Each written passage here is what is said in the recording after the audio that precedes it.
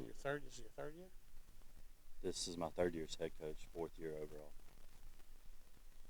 So, I don't know. He played at Southeastern. Ready?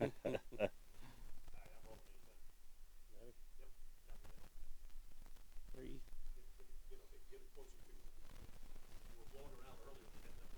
3, 2, 1.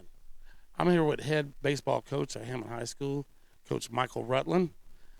Coach, let me start by mentioning the gritty performance that your kids had last night against Ponchatoula over at Reimers Park in Hammond. 3-2 loss, but your guys took their ace, Lake and Polk, the distance, and you really challenged a playoff-bound team. Yeah, I thought we were very competitive last night. Lakin is a very good pitcher, and Ponchatoula's got a good baseball team. But I thought our guys battled, and for the most parts, we had some quality at bats. We just had a couple innings here and there where, he's a very good pitcher, and we didn't put a lot of pressure on him. But at the end of the game, we really battled and put some pressure and scratched a few runs, and gave ourselves a chance to win. But maybe on Thursday or tonight's game, yeah, we'll be ready to capitalize on those base runners. Your starting pitcher, Ian Trahan, had a great performance. He went the distance for you himself. Comment on his performance. Ian's been phenomenal all year. We couldn't ask for more from him. It seems like every single start he does his part and gives us a chance to win. And he's really bought into what Coach Sims is doing with the pitching staff. And, he's just been solid all year. And last night was another example of that. Those bats of Ponchatoula are pretty potent. And for the most part, he checked them up. Nothing left the field, nothing left the park last night. Yeah, Ian did a great job. Coach, as you're in your third year here as head coach, you were an assistant here 4 years ago under Coach Cole Catalano. And so these seniors, they were freshmen on your first year here at Hammond High School. So you've been able to witness their development as student athletes and as young men. Comment on your seniors, starting with TJ Angelo. Yeah, it is a weird feeling I came in when all these seniors now came in, and just their growth and their maturity and how much they've improved. It's just, it's made me proud. Their attitudes, their grades are unbelievable. They're just good all-around kids. TJ, when he got here, he was just a young, fast kid who, just got better and better each day, especially in the outfield, and just proud of him. And then Josh, obviously, coming over here and locking down shortstop. He was a transfer, and then COVID happened, so for 2 years he didn't get to play at all. He's headed to Seminole State. He's headed to Seminole State, yes, and he's going to have a great career after this. But him, the last couple of years when he's gotten to play, it's just been kind of a spark plug for us, and he's always putting in the extra work and just very solid, composed voice for us in the middle of the field. Trying to go in order here. Colin Andrew. Colin, he's your workhorse. He from day one, I think when he was a freshman, he was probably one of the ones who latched on to the older guys the most, and kind of learned how to do things and learned how to work. He's been a good leader for us, just battling, nonstop every day he's out here. And his personality, it's just phenomenal. And the Cobra Kai bandana. He's for whatever reason he wears a bandana now. Anybody who catches wears a bandana now. Right. He just gets after it. Michael Cunningham. He's all smiles every day. We love him, and he's just battled every day. When he first got here, things moved a little quickly for him, and you can just see how much the game slowed down for him, how much better he's gotten, and he's become our everyday second baseman. and just been solid over there and hitting in the middle of the order. You got Christian, who obviously his brother played for us. His dad used to coach for us.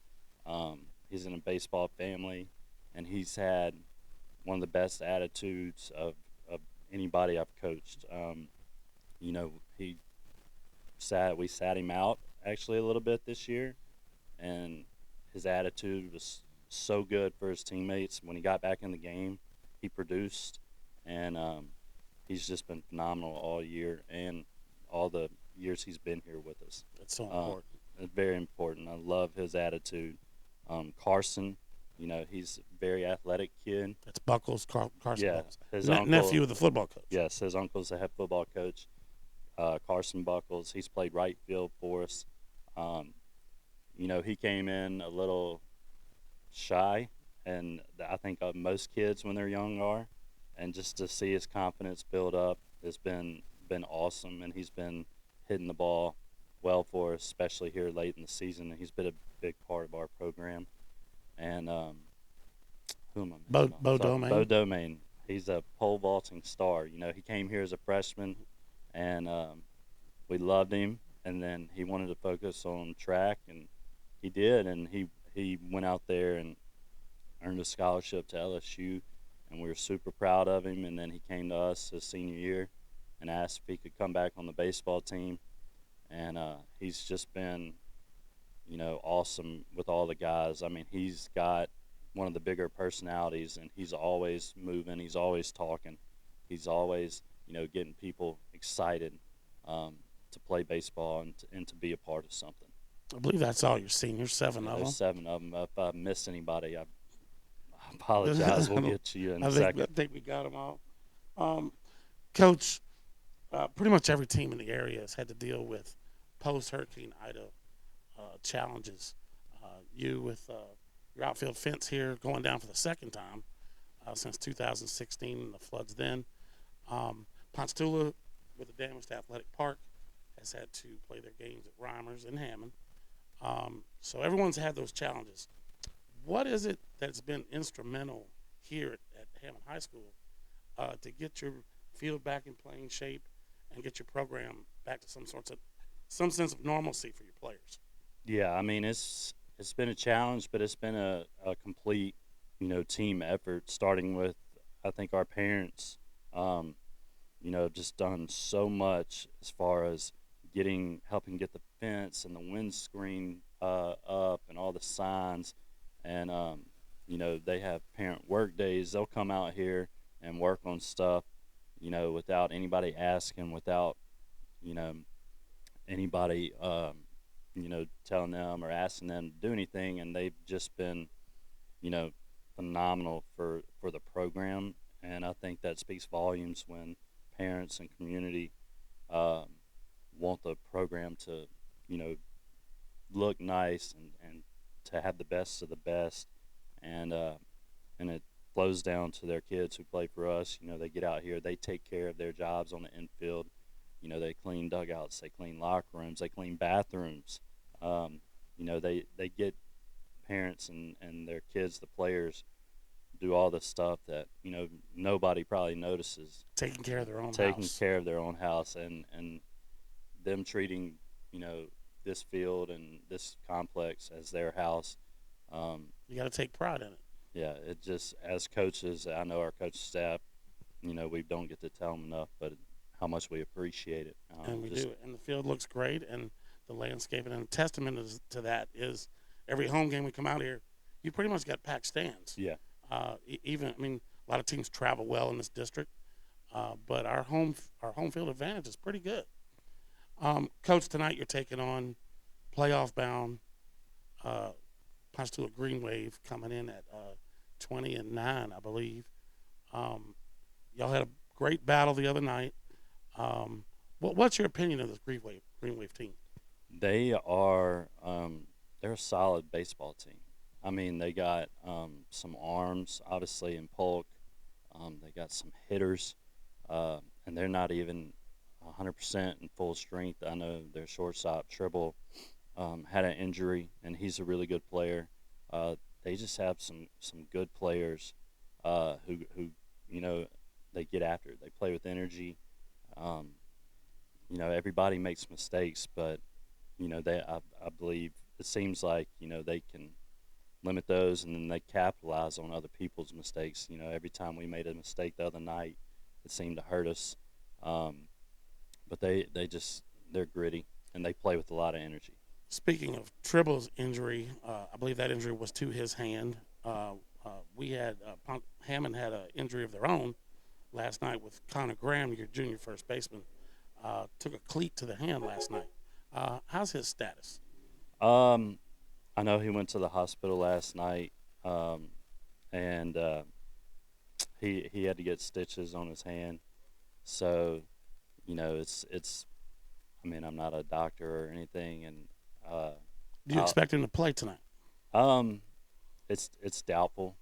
I'll never say never, but it's doubtful right now. Well, he's a tough kid. I know He's Connor, so very tough. if he can play, he'll go. I Yeah, know. he's gonna tell me he wants to go no matter what. I know. I know. It's hard getting him off the mound sometimes when you got to go out there and get him. Um, Coach, of course, the season hasn't turned out like you wanted or anticipated. But what positives do you take from this year moving forward into the 2023 baseball season at HHMS? Yeah, I think there's always something to learn, and for our sophomores and our juniors especially, uh, just getting them some real game situational at bats and putting them in situations, it's only going to make them better for the future. I think the seven seniors that we have, even when times were tough, they stayed the same and they were still leaders. They didn't get down. I think they kind of led these guys and showed them the way. And it's just a process, and not everything's going to happen overnight. And it might not happen here tonight. It might not happen over the summer, but I think the work ethic that these young kids have is going to carry over um, into their performance next year, and hopefully good performance equals more wins. But it is a process, and but we're excited about the future for sure. And of course, a win tonight versus your arch rival would go a long way into having that momentum going into next year. That game's coming your way. This is Coach Mike Rutland with Hammond High School. Coach, best of luck tonight, and hope you guys get it done. Thank you very much.